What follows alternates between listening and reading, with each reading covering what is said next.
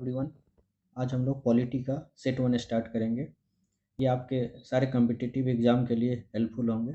इसमें हम mainly making of constitution से क्वेश्चन लिए हुए हैं। कुछ क्वेश्चन पार्ट्स ऑफ कॉन्स्टिट्यूशन और शेड्यूल ऑफ कॉन्स्टिट्यूशन से भी हैं। तो चलिए हम स्टार्ट करते हैं अपना सेशन। फर्स्ट क्वेश्चन कह रहा है, the idea of constituent assembly was first accepted by British through. जो कॉन्स्टिट्यूएंट असेंबली है, इसका डिमांड कंटिन्यूसली हमारे फ्रीडम फाइटर्स कर रहे थे, लेकिन ब्रिटिशर्स इसको एक्सेप्ट नहीं कर रहे थे। फाइनली जाके ब्रिटिशर्स ने कॉन्स्टिट्यूएंट असेंबली का डिमांड अगस्त ऑफर ऑफ 1940 के थ्रू एक्सेप्ट किया। तो 1940 के थ्रू हमारा कॉन्स्टिट्यूएंट असेंबली का डिमांड फर्स्ट टाइम एक्सेप्ट हुआ। क्रिप्स मिशन कब आया था? 1942 में आया था।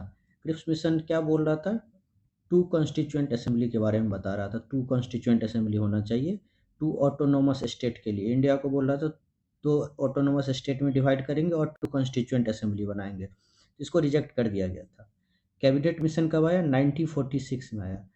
अब हमारा जो कॉन्स्टिट्यूएंट असेंबली फाइनली बना वो कैबिनेट मिशन के बेसिस पे ही बना था। कैबिनेट मिशन के बेसिस पे हमारा कॉन्स्टिट्यूएंट असेंबली बना था। ठीक है, तो इसका आंसर ए हो जाएगा। वेवल प्लान कब आया? 1945 में आया था। ठीक है, तो इसको क्रोनोलॉजिकल ऑर्डर में सजाने के लिए भी पूछा जा सकता है क्वेश्चन में। ठीक है, तो कॉन्स्टिट्यूएंट असेंबली का डिमांड फर्स्ट टाइम एक्सेप्ट किया गया था अगस्त ऑफर के थ्रू 1940 में जो आया था। ठीक है, और हमारा कॉन्स्टिट्यूएंट असेंबली बेस्ड है कैबिनेट मिशन के बेसिस पे। ठीक है, 1946 में जो कैबिनेट मिशन आया था। ठीक है, नेक्स्ट क्वेश्चन देखते हैं। Arrange the following events with respect to constituent assembly in chronological order. बोल रहा है ये जो कुछ इवेंट्स दिए गए हैं उसको क्रोनोलॉजिकल ऑर्डर में सजाना है। सबसे पहला adoption of national flag. National flag कब अडॉप्ट किया गया था? 22 जुलाई 1947 को। नेशनल एंथम कब अडॉप्ट किया गया था? 24 जनवरी 1950 को। Setting of A drafting committee. Drafting committee कब सेटअप किया गया था? तो ये किया गया था 29 अगस्त 1947 को। ड्राफ्टिंग कमिटी के चेयरमैन कौन थे? बी आर अम्बेडकर थे। और लास्ट है ratification of membership of Commonwealth. Constituent assembly ने जो कॉमनवेल्थ का मेंबरशिप है उसको भी रेटिफाई किया था। रेटिफाई किया था मतलब जो इंडिया था वो कॉमनवेल्थ का मेंबर बन गया था। ठीक है, तो ये इवेंट कब हुआ था रेटिफिकेशन वाला? मई 1949 में। ठीक है, तो अब इसको अरेंज कर लीजिए क्रोनोलॉजिकल ऑर्डर में। सबसे पहले क्या हुआ था? तो एडॉप्शन ऑफ नेशनल फ्लैग हुआ था। फर्स्ट होगा सबसे पहले, तो इसमें से ये चाहे ये होगा। और सबसे लास्ट में क्या हुआ था? सेकेंड होगा सबसे लास्ट में 24 जनवरी 1950। 24 जनवरी 1950 नेशनल एंथम एडॉप्ट हुआ था। तो सबसे लास्ट में क्या आना चाहिए? 2 आना चाहिए। तो हमारा सही आंसर क्या हो जाएगा? बी हो जाएगा। 1 सही है, उसके बाद 3, ठीक है, उसके बाद 4, उसके बाद 2। ठीक है, तो इसका सही आंसर हो जाएगा बी 2 का। चलिए नेक्स्ट क्वेश्चन पे चलते हैं। The objective resolution moved by Jawaharlal Nehru was adopted by Constituent Assembly on। बोल रहा है ऑब्जेक्टिव रेजोल्यूशन जो हमारे जवाहरलाल नेहरू मूव किए थे वो अडॉप्ट कब हुआ था? तो अडॉप्ट कब हुआ था ये आंसर आपको बताना है। ऑप्शन है दिसंबर 30 1946, जनवरी 30 1947, जनवरी 22 1947 या दिसंबर 21 1947। तो इसका सही आंसर हो जाएगा जनवरी 22 1947।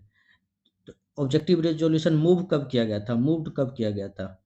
इसका आंसर होगा, अगर मूव पूछेगा तो दिसंबर 30 1946, लेकिन इसको अडॉप्ट किया गया था कॉन्स्टिट्यूएंट असेंबली के द्वारा जनवरी 22 1947 को। ठीक है, तो इस बात को याद रखिएगा। इसका 3 का सही आंसर हो जाएगा सी।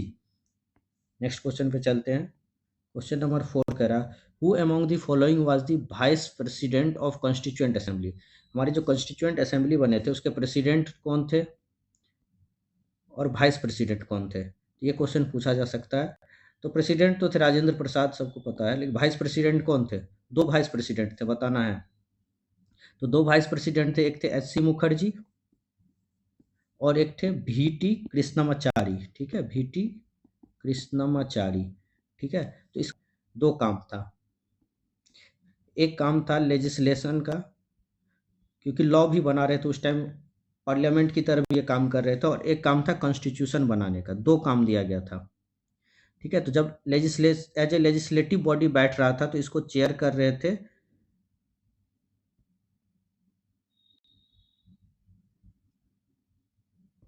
जीवी मावलंकर, ठीक है। और एज ए जब कॉन्स्टिट्यूशन बनाने के लिए बैठ रहे थे तो इसको प्रिसाइड कर रहे थे राजेंद्र प्रसाद, ठीक है। सच्चिदानंद सिन्हा फर्स्ट प्रेसिडेंट टेम्पररी थे, इनको एक दिन के लिए बनाया गया था प्रेसिडेंट कॉन्स्टिट्यूएंट असेंबली का, ठीक है। कॉन्स्टिट्यूएंट असेंबली का दो रोल था मेनली, एक लेजिस्लेशन का और एक कॉन्स्टिट्यूशन बनाने का। जब एज ए लेजिस्लेटिव बॉडी बैठ रही थी तो जीवी मावलंकर इसको चेयर कर रहे थे, और जब कॉन्स्टिट्यूशन बनाने के लिए बैठ रहे थे तो राजेंद्र प्रसाद इसको प्रिसाइड कर रहे थे, ठीक है। इस क्वेश्चन में क्या पूछ रहा था, वाइस प्रेसिडेंट कौन है, तो वाइस प्रेसिडेंट CSC मुखर्जी सही हो जाएगा, ठीक है। KM मुंशी कौन थे, ड्राफ्टिंग कमेटी के मेंबर थे, ड्राफ्टिंग कमेटी के मेंबर थे, ठीक है। सच्चिदानंद सिन्हा फर्स्ट प्रेसिडेंट थे टेम्पररी, इनको एक दिन के लिए बनाया गया था टेम्पररी, ये ओल्डेस्ट मेंबर थे इसलिए इनको बनाया गया। ओल्डेस्ट को क्यों बनाया गया, तो ये फ्रेंच प्रैक्टिस से हम लोग लिए थे, ठीक है। नेक्स्ट क्वेश्चन पे चलते हैं।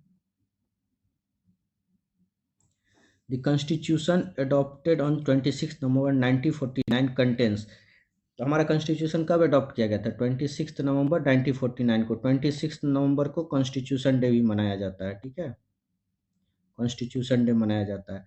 तो बोल रहा है इस दिन जो हमारा कॉन्स्टिट्यूशन अडॉप्ट किया गया था उस दिन इसमें कितने आर्टिकल और कितने शेड्यूल थे, तो उस जब हमारा 26 नवंबर 1949 को बना था कॉन्स्टिट्यूशन, उस पर 395 आर्टिकल्स और 8 शेड्यूल थे, तो इसका सही आंसर हो जाएगा 5।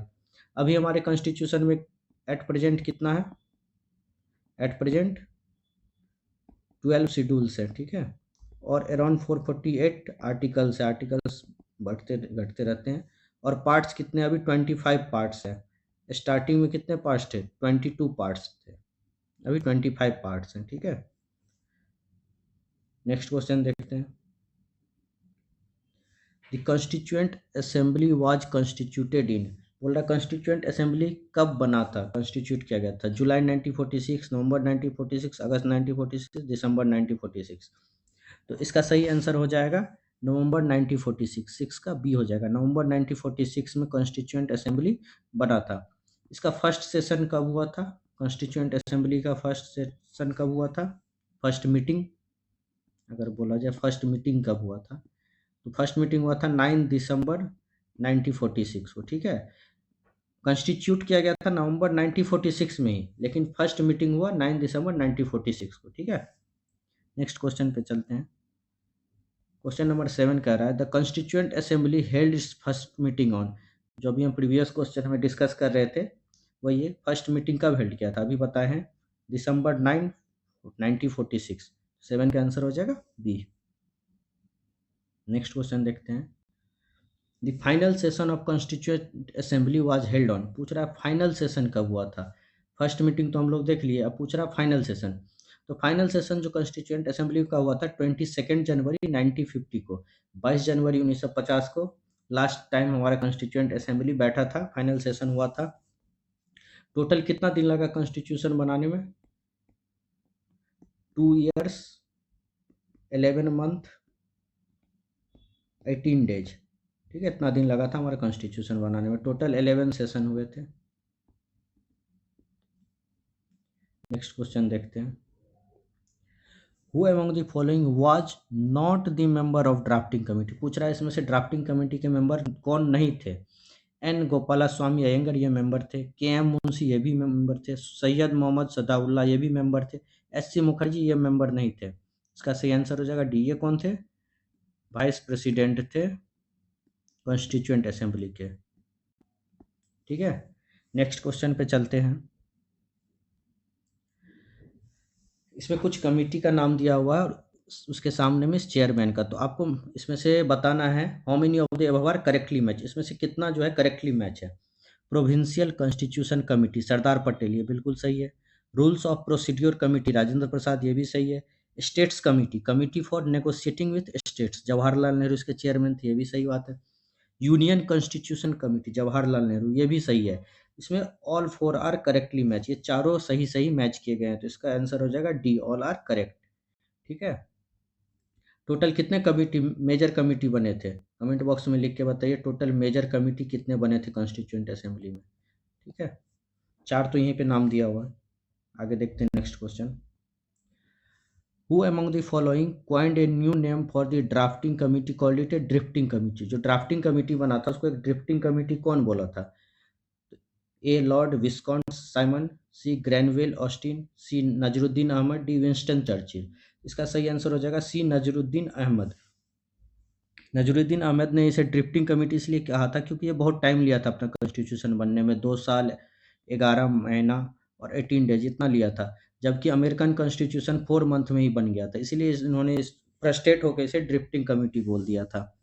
ठीक है, इसका सही आंसर हो जाएगा नजरुद्दीन अहमद। नजरुद्दीन अहमद ने ड्रिफ्टिंग कमेटी बोला था ड्राफ्टिंग कमेटी को। ठीक है, नेक्स्ट क्वेश्चन देखते हैं। Who among the following remarked the Constituent Assembly was a one-party body in an essentially one-party country? The Assembly was the Congress and the Congress was India. तो ऐसा किसने बोला था इसमें से? तो इसका सही आंसर हो जाएगा ग्रैनविल ऑस्टिन। ग्रैनविल ऑस्टिन ने ऐसा बोला था, जो एक कंट्री, एक पार्टी का कंट्री है और वही कांग्रेस है और कांग्रेस ही इंडिया है। ठीक है, नेक्स्ट क्वेश्चन देखते हैं। इसमें से पार्ट्स दिए हुए हैं कॉन्स्टिट्यूशन के, उस पार्ट्स में क्या दिया हुआ है सामने, वो आपको मैच द कॉलम में बताना है कि इसमें से कहीं कितना सही करेक्टली मैच किया गया। पार्ट 9 में म्यूनसिपैलिटी, क्या ये सही है? नहीं, गलत है। पार्ट 9 में क्या है? पंचायती राज, पंचायत के बारे में। म्यूनसिपैलिटी कितना में है? 9A में है। ठीक है, तो ये पहला गलत हो गया। पार्ट 15 इलेक्शन, सही है। पार्ट 15 में इलेक्शन के बारे में। पार्ट 18 ऑफिशियल लैंग्वेज है क्या? नहीं, ये गलत है। पार्ट 18 में क्या है? पार्ट 18 में क्या है? Emergency provision. ठीक है, ऑफिशियल लैंग्वेज का कहाँ पे है? पार्ट 17 में है। ठीक है, और पार्ट 20 में अमेंडमेंट ऑफ कॉन्स्टिट्यूशन, क्या ये सही है? हाँ, सही है। पार्ट 20 में कॉन्स्टिट्यूशन के अमेंडमेंट के बारे में बताया गया। तो इसमें से कितना सही था? 2, 2, तो ओनली 2 हो जाएगा आंसर। सिर्फ 2 ही करेक्टली मैच्ड है। ठीक है, 2 इनकरेक्टली मैच है, तो इसका सही आंसर हो जाएगा बी, ओनली 2। नेक्स्ट क्वेश्चन देखते हैं। The third schedule of the Constitution doesn't outline the oath and affirmation for। इसे क्या पता चला? थर्ड शेड्यूल में क्या दिया गया है? ओथ और एफर्मेशन के बारे में दिया गया है, लेकिन उसमें से इनमें से बता रहा है किसका ओथ उसमें नहीं दिया गया है।